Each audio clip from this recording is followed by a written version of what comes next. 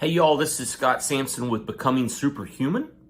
So today I wanted to talk to you about the mistakes that I have made in the past that have kept me from losing weight, that have kept me from becoming a healthier person, that have kept me from being able to keep weight off that I had lost.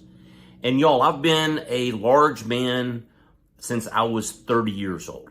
1993, 1994 is when I really started to become a very obese person, weighing at the time probably 270, 275.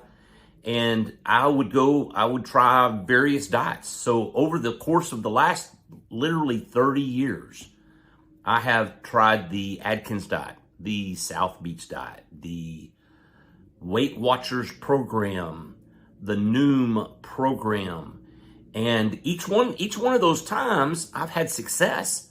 I mean, I've got documentation back to 2014, 2015 of me attempting to lose weight each of those years and tracking my weight and showing that I lost 10 pounds, 15 pounds, 30 pounds, 38 pounds, and then gaining it back.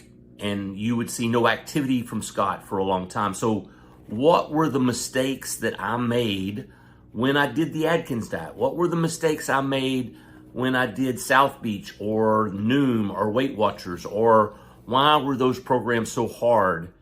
And what mistakes did I avoid this time when I started this health journey in 2022? That's what we're going to talk about today. So, the number one mistake that I made is in the past is that when I went off plan, when I failed, when I had a big cheat meal, a big cheat weekend, fell off the horse, I just wouldn't get back on. And y'all, that's what it takes. You have to get back on the horse. You have to, if you fall off the plan and have a blowout meal, and then you come back and go, oh, y'all, I can't believe I did that. I can't believe I just destroyed my diet. I lost 10 pounds, and then I just went off the rails, and I had the pizza, and I had the cake, and I had the whatever your weaknesses are. It is hard, y'all, to stay on track. You're going to fall off plan. But the key is to treat it like, okay, y'all, that was one meal. That was just one weekend, y'all. It was my birthday. It was whatever that excuse was. Go ahead and put it out there. And it is an excuse, and that's okay. Go ahead and put it out there, and then you say, you know what? Tomorrow, today, tonight, let's say you had a cheat meal at lunch, you blew it, dinner, we're back on track. Or dinner, skip it completely. We don't need to eat 3 meals a day. We certainly don't need 4 or 5 like some of us have been doing. So the number one thing is if you fall off the horse, if you miss the plan, if you fail, then it's time to just start back. Right then, right there. And in the past, Scott has had that tendency to say, oh, well, I had that cheat meal. I might as well make the next one. Let's wait till Monday. Let's wait till tomorrow. Let's wait. Oh, I've got a birthday coming up on Tuesday, and this is a Sunday. I'll wait till after that birthday. No, you don't do that, guys. You get back on track immediately, as fast as you can. It's not easy. Get back on track as fast as you can.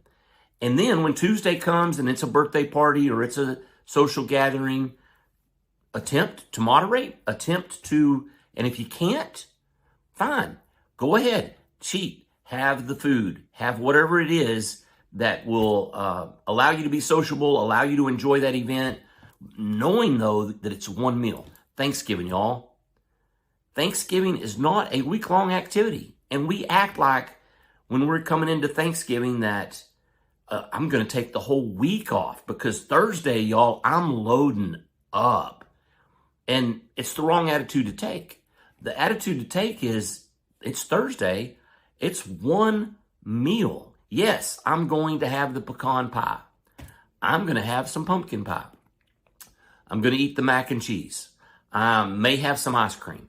I'm going to have some dinner rolls, but then I'm getting right back on track. Thursday night, Friday, whatever. I'm not taking a Thanksgiving weekend, okay? So that's number one. Number two, my motivation has always been to lose weight, to look better naked, like Scott's ever looked good naked. That's TMI for some people, I know. So the mindset shift that I've taken in the last 2 years is that instead of trying to lose weight to get healthy, I have decided to take control of my health, to become healthy and lose weight. And that was something I heard a doctor say on YouTube, and I'm sorry, I don't remember who that is. If somebody has heard that and they want to point that out, I'd be glad to give him credit. The mindset shift to get healthy and you'll lose weight instead of lose weight to get healthy, it made me look at things completely differently. Instead of sitting here going, I need to cut my calories or I need to do this, what does it mean to get healthy? As someone who is pre-diabetic, as someone who is marginally hypertensive or maybe a little bit hypertensive, as someone who has a history of heart disease, of dementia, of all the things. My family has not been healthy, but they've never eaten healthy. I went down a rabbit hole as what does it mean to be insulin resistant? What does insulin resistance do to your body? And that has made a world of difference. When I start looking at, instead of me sitting here going, oh, I need to cut my carbs because that'll help me lose weight. I need to cut my calories because that's going to help me lose weight. It has been about, the journey this time has been about, I need to eat foods that promote health. I need to avoid foods that cause inflammation in my body. I need to avoid foods that cause glucose spikes in my body. I need to eat in such a manner that I'm not eating 5, 6, 7 times a day. I'm not eating from the time I get up to the time I go to bed because it's not healthy for us.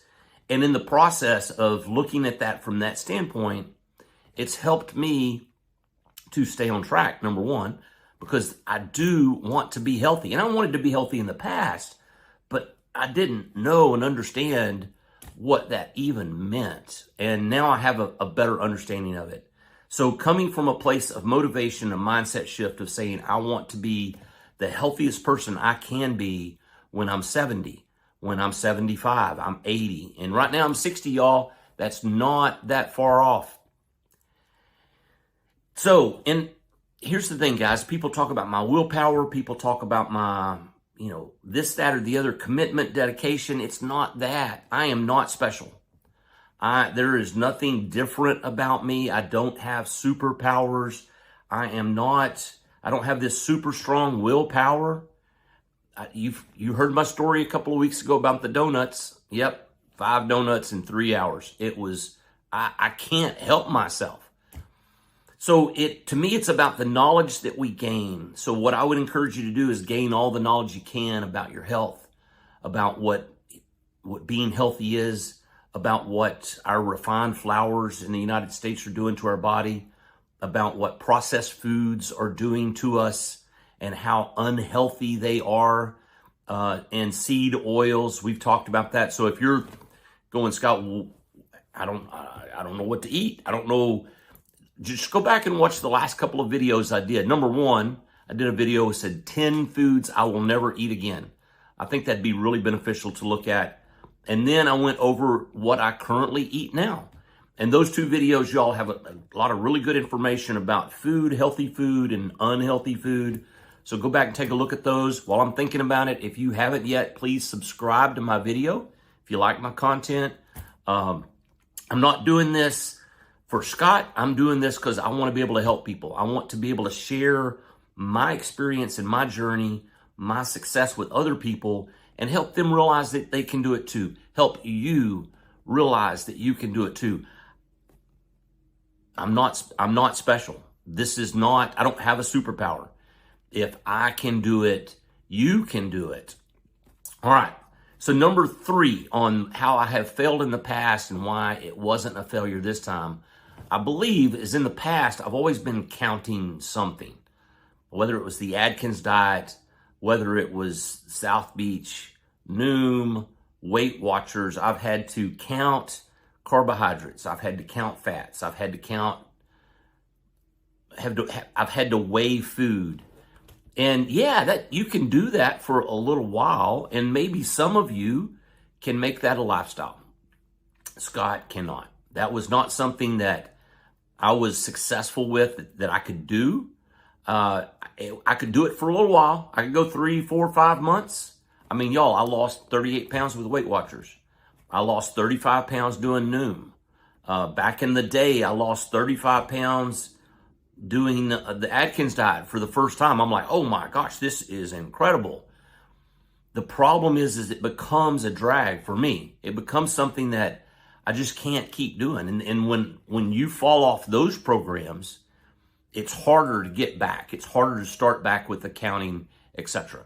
And this time, instead of concentrating on how many carbs and how much of this, I went really, really strong ketogenic.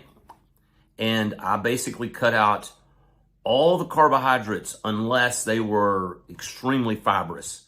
So I didn't cut out vegetables for the most part. I did cut out potatoes and rice and grains, all the things. Again, go back and look at some of those 10 foods that I will never eat again. That will give you a good example. But I just took out all of those as much as I could. And I didn't count anything. I didn't count fats. I didn't count proteins. I didn't count vegetables. I just said, that looks like a good meal. Let's eat that. And knowing what foods were on the do not eat list, that helped. They're on the do not eat list. If I put these foods on the do not eat list and I eat the foods that are good for me, I am going to become a healthier person. And if I become a healthier person, I'm going to lose weight. And y'all, presto, bingo, bongo, that's exactly what happened. And I encourage you to look into trying to do some of the same things. Now, you may have more discipline than I have. I did not have the discipline to count. Now, while we're talking about this, so another mistake that I have made in the past, when I've done keto before, when I've done low carb, in generic terms, when I've done the Atkins diet, one of the other issues was that I would overconsume fats. And I think that's a real problem with a lot of people who are starting off on the ketogenic diet, is that you are trying to turn your body into a fat burning machine. And yes, I believe that you do need to eat some additional fats when you're first getting started. But over the course of time, if you're someone who has extra fat to lose, your body will start learning where to find that fat and will start consuming that fat instead of you having to add fats to your diet. So I remember back in the day doing Atkins for the first time, going, oh, I can eat a pound of bacon. And Scott would eat a pound of bacon. Y'all, it's not horrible for you, but that's not the best thing for you. Eat a good protein, eat some beef, eat some chicken, pork, lamb, eat a little bit of bacon. Just don't go overboard on the bacon. Don't go overboard on those things. A lot of the influencers in the keto world, they'll tell you about bulletproof coffee, which is putting like a ghee or coconut oil or MCT oil in your coffee, just adding those extra fats in. And yes, you can do that to get started, but if you don't start taking those away after 2 or 3 weeks, then your body's just going to get used to eating fats that you're feeding it and not look for the fats that are on your body that it can use for energy. So over-consuming fats is an issue. So when the ketogenic diet, and if you follow the ketogenic diet to the letter, where it talks about how many, your macros of how much protein, how much fat, and how much, it is a high fat, low carbohydrate diet. But the thing is, guys, the ketogenic diet, the keto diet, was originally, I believe it was in the 20s or 30s. Somebody's corrected me in the past on that. I think in the 20s or 30s, someone came up with this and designed this for epileptic kids, children, adolescents, people younger than 15 that were having epileptic seizures, and they developed this diet, and they followed this diet, and because of the high fat content and everything else, it helped regulate their brains in some way. The ketones that went to their brains instead of the glucose going to their brains helped them to not have seizures. I don't know exactly the mechanistic way that worked, but I do know that's exactly what it was created for. And we still look at that today and go, oh, that's the ketogenic diet, it's 50% fat.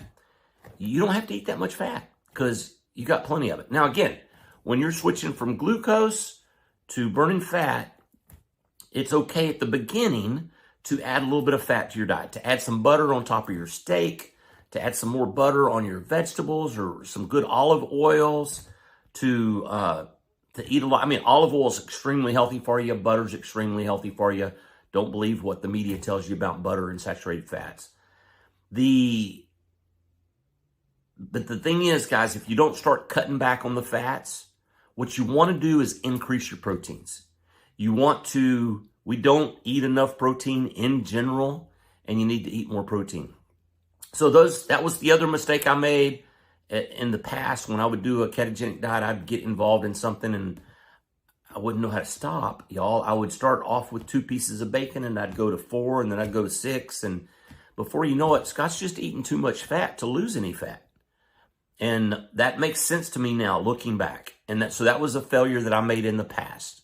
Oh, that's the other thing. Stay away from processed foods. I would always eat the keto products. And when I went back and looked at it, some of those keto products weren't that keto. They weren't actually low carb. They'd tell you that. They'd tell you 2 net carbs. There's a guy named Steve he's got a YouTube channel called Serious Keto. And some of his videos, he'll test keto products and he will take his blood sugar. He will consume the keto product and then he will show what happens to his blood sugar after consuming those keto products. And probably 50% of the time, if not more, he has a large insulin spike by eating a keto product. And y'all, you don't want to do that. You do not want to do that. So anyway, I ran way too long today. Stay away from the processed keto stuff. I would say almost all the time. It's just not good for you. Guys, that is a longer video today. I'm sorry about that, but I just wanted to share the mistakes I've made in the past, some mistakes that you may be making now, and encourage you to cut out these mistakes that we've talked about today. If there are other mistakes that you've made in the past, I'd love to hear them in the comments. Comment below. If you have tried keto in the past, it didn't work, hit me up. Let's talk. I'd love to try to help you figure out why it didn't work for you. And it doesn't work for everybody. This is not one size fits all. We need to find what works for you, whether it's a ketogenic diet, a carnivore diet. I'm carnivore adjacent now. Maybe it's the Mediterranean diet. You're eating a lot of fish. It's a great way to lose weight. It's a great way to stay healthy, to get healthy. And so what works for you works for you. And what worked for me worked for me. And what works for a lot of people, y'all, is the ketogenic diet, a low-carb diet. But mainly, y'all, it's whole foods. Oh, YouTube's going to suggest my next video. It should be over here. Anyway, y'all, I love you. Peace out.